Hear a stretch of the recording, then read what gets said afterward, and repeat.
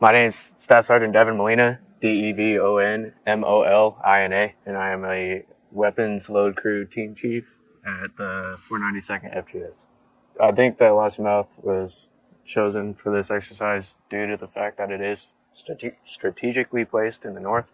and it gives us an opportunity to extend our range farther than just outside of Lake Neath. So one of the interesting things about these joint nation exercises is that we get an opportunity to see who the pilots are going up with and who the pilots are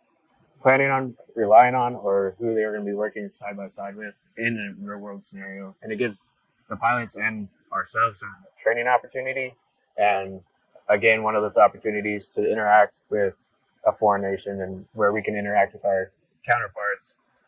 that we normally wouldn't get the opportunity to do. So it is an interesting thing to see, and it's cool to watch play out. One of the cool things that we get to experience out here is that we get to work alongside Royal Air Force Lossiemouth and their Typhoons, and we get to bring R-15s and F-35s out here and have a good time and see what they're capable of doing. So, at least for me, this is a new experience, and it's a cool experience to actually be a part of, and having the opportunity to just take me and my crew out here and perform tasks that we normally don't get to perform. So, and it's good to see what my airmen are capable of, and me, myself, what I'm capable of. It gives us a chance to see kind of how the flow process would work, working alongside our counterparts and having to rely on them for fuel and our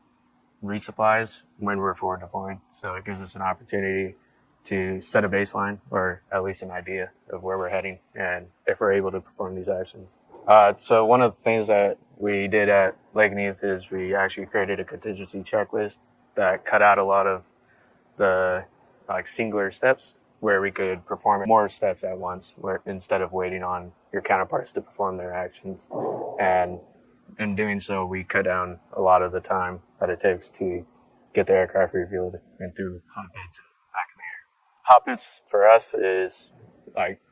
getting the aircraft refueled and de-armed to be refueled and refueled with the engines running and everything going at the same time, because we're trying to get the aircraft back in the air as soon as possible.